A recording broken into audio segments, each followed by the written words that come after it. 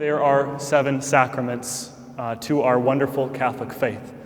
But I don't think what we always do realize is some important facts about these 7 sacraments. The first and the most important being all of them were instituted by Christ. They all have scriptural origins. So it's not like sometime as the church was progressing, they're like, 3 is kind of an odd number. Why don't we just add a couple more until we get to 7? Because that's a great number. Actually, we just believe from the beginning of the church and from the scriptural references that each one of our sacraments is rooted from Christ's actual teaching. I think we have more kids coming. Wonderful. Now, I'm not going to go through all the scriptural references on all these sacraments, but it's also important for us to realize that Catholicism is very unique among all of the Christian branches. Now, just maybe a rhetorical question, maybe you can answer if you'd like. Do all Christian denominations have 7 sacraments? No. In fact, many of them actually only have 3. They recognize baptism, some of them recognize a confirmation, and some of them recognize kind of like a Eucharistic thing, or a communion. But the rest of the 7 sacraments are not recognized. And so this is where we see in our Catholic faith, Jesus has given us something very beautiful. Now, in the Reformation, which happened in the 1500s, where we got all of the Protestant denominations where they began, primarily with Martin Luther, and then moving from there, the Calvinists and all these different breakdowns of Christian denominations. The church responded with a council. And anytime there's chaos in the church is supposed to respond with a council. They all get together, then they try to think through these things. We see the first council of Jerusalem all the way in the Acts of the Apostles, and they were debating a very important question, which affects all of us directly. Do you have to be Jewish in order to be Christian?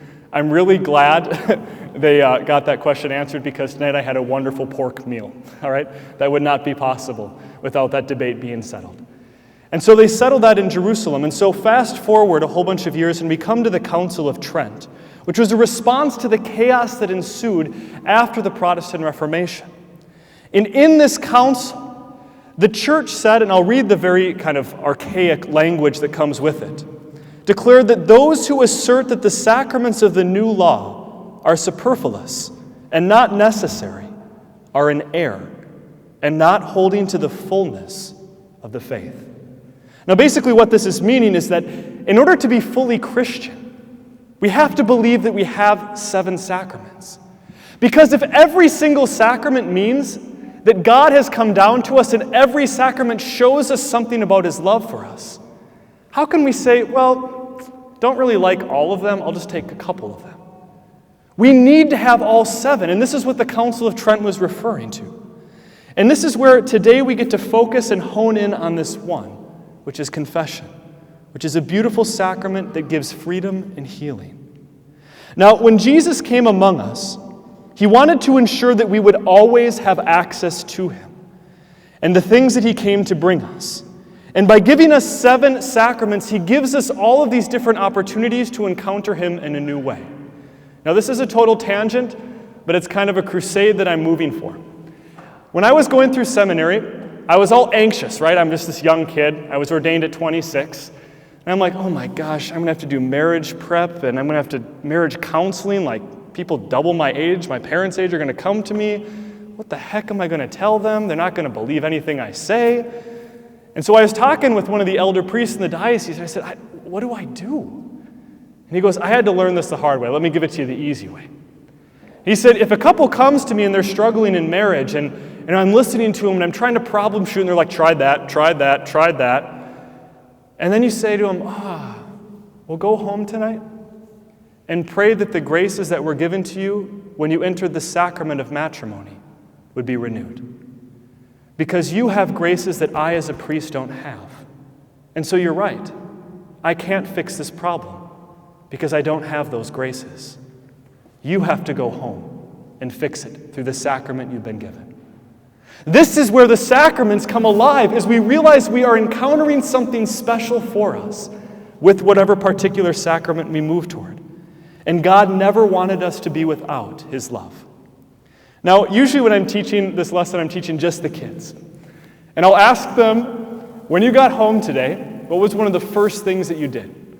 And I would say probably about 90% of them said they opened the fridge and ate something, all right? And so I said, did you have to think about, where you were going to get food or what was going on? Like, what happened? And, of course, it's, a rhetorical question. They know where to get food, all right? You guys supply it. It's this perpetual, endless food flow. And I used to do this all the time when I was in high school. I'd go home, and my stomach was totally driving my decision. I was starving, all right? And I go and I open up the fridge, and then I go and I open up the cupboard, and of course I leave the fridge open. Open up the cupboard, and I'm just looking. I'm like, I don't know what food I want. I just want to eat. I'm hungry. No one had to convince me I was hungry. It's pretty clear. It's pretty obvious. And so we know when we're hungry where to get food. But the problem becomes then, when we are spiritually hungry, do we know where to get fed? Do we know where, when we are spiritually hungry, that we actually are hungry? And this is a question we need to ask ourselves. When was the last time I hungered for God? Now here's the problem, is a lot of us, myself included, is we're uncomfortable or we don't understand what it means to have spiritual movements. All right, these aren't like ball movements, all right? They're spiritual movements. And they're weird because they don't follow the rules that we're used to listening to things when we need things in our body. And so we can confuse a spiritual movement for a physical thing. And so how often is the case when we start to feel restless or agitated or we feel like we're curious, we turn to things that aren't good for us. And now with these new smartphones, we turn to a lot of things that aren't good for us. I'm sorry, but people don't need a perpetual Twitter of my life. They don't need to know what's going on every moment on my Facebook. I need to live in reality with real people, real friends. But when we're feeling these agitations and movements, rather than saying, I'm spiritually hungry, we turn to something shallow. And this is where a lot of our youth get into trouble. They turn to drugs, sex, and alcohol. Because they're noticing within their heart God awakening them up to spiritual realities, and they don't know how to answer the questions. And so they turn to the world and they say, what am I supposed to do? And they say, I'll give you an experience you'll never forget. And you're like, that's what I want, is an experience. But their souls aren't hungry for the world.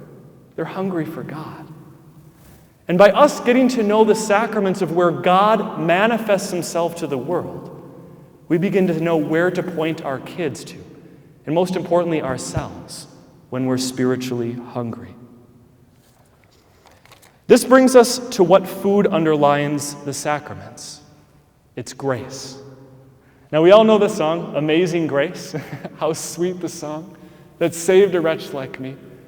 How truly amazing grace is.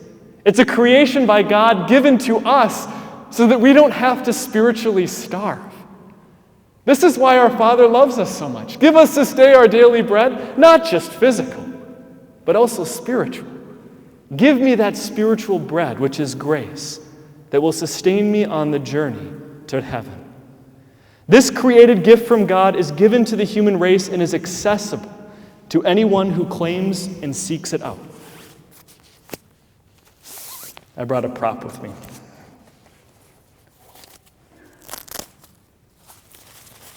Okay. So let's say that I was absolutely, totally parched. I'm thirsty, all right? And I'm just dragging my feet, and I'm so thirsty. And it starts to rain. And normally, if it started to rain, right, you just cup your hands up, try to get enough water and start to slurp because you're just desperate, or grab some kind of a cup or something like this. But imagine how crazy it would be is when I'm thirsty and dying of thirst.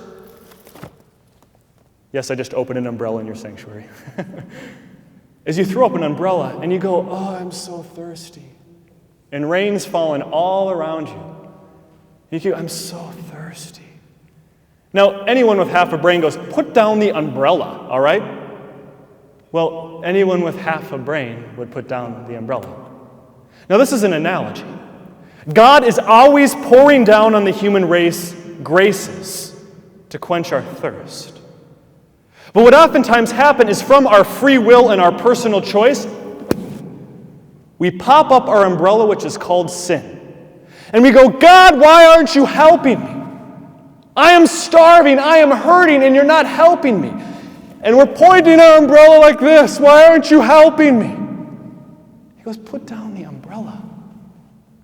Go to confession. The reason you're not receiving what I'm trying to give you is because you chose the world instead of me. Now choose me instead of the world. If we freely choose sin, which is the definition of sin, then we have to freely choose to move against sin, which is confession. Now, it is the duty of the Christian to open ourselves up to grace as much as possible so that God can sanctify this world. We are to become a living tabernacle. Now, St. Philip Neri, who was alive in the late 1500s, he had this very interesting practice. He was oftentimes perturbed about people leaving Mass early. And so what St. Philip Neri would do is he would send his altar servers out to the back of church, and they had these little candle pillars. And as soon as someone would leave early from Mass, the candle servers, he'd go, follow them. And they would literally walk around them for 15 minutes with this candle all over the city of Rome until 15 minutes passed, they'd come back to the church. Now what St. Philip Neri was trying to teach them is, look where there's a candle burning next to the tabernacle. And Philip Neri wanted to get them to understand the point that you are a living tabernacle.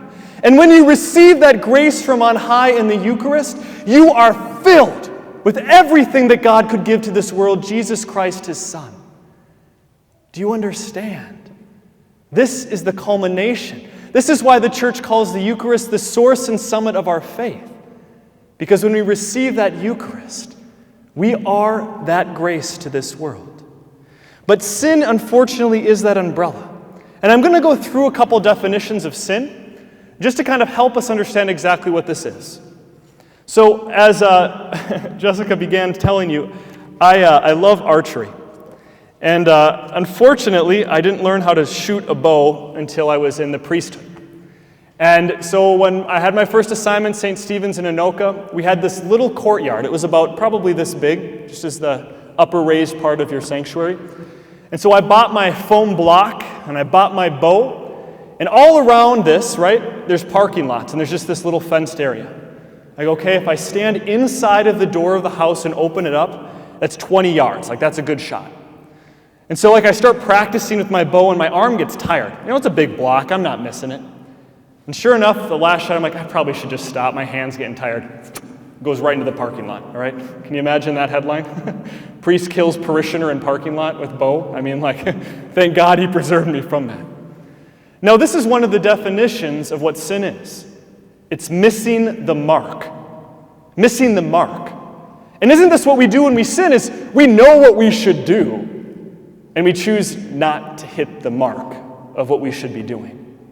And just like if you miss the target when you're trying to aim something, if you're playing darts with your buddies or you're playing pool and trying to get in the pocket, you don't go, yes, I missed that shot.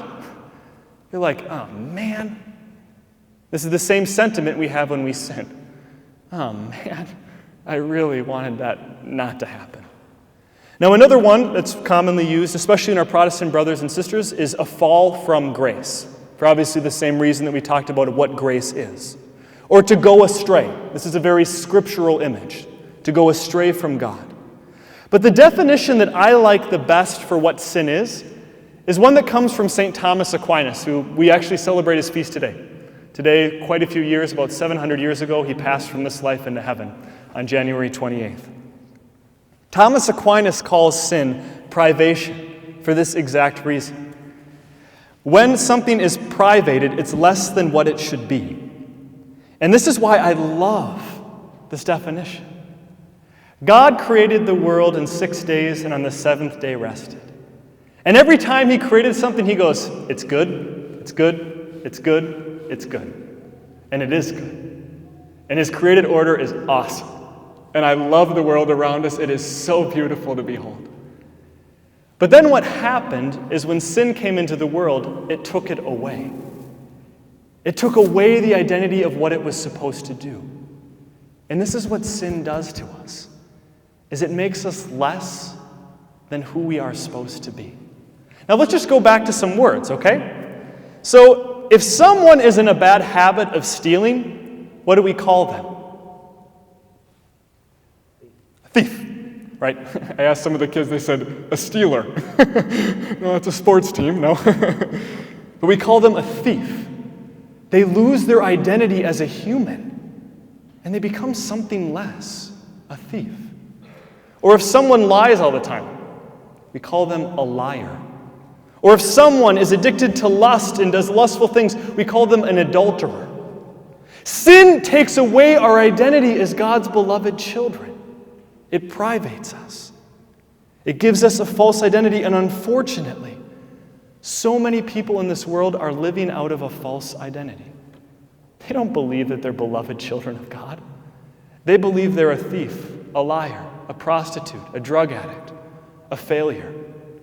Yeah, that's what God creates. From the moment of your conception, God said, drug addict. No, God creates beloved children, and sin turns them into something else. And this is not what God wanted for us. God would not say it's good, it's good, it's good, and then say, good luck getting back to that good part. Never.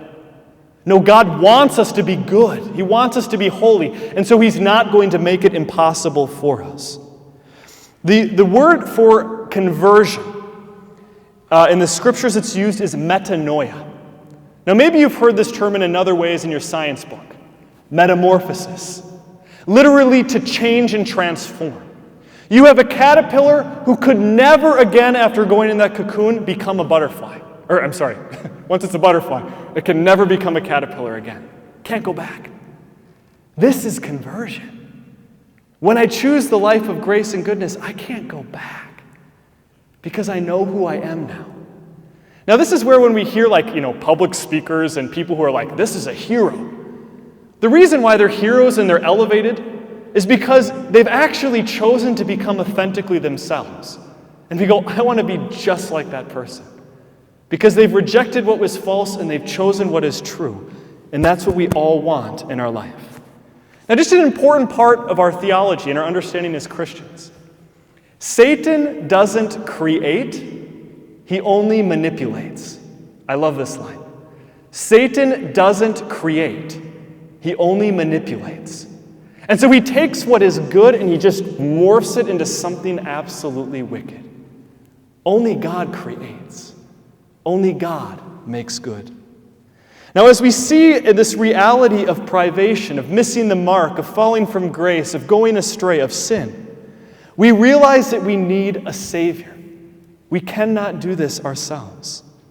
Now, every problem in our lives has a solution. If I'm drowning, someone will throw me a lifesaver. All right, not the candy, but the actual device to save my life, hopefully. If I get a snake bite, I'm going to seek out antivenom to get rid of the chemicals in my body and the venom. If I'm dehydrated, I'm going to go seek out liquids.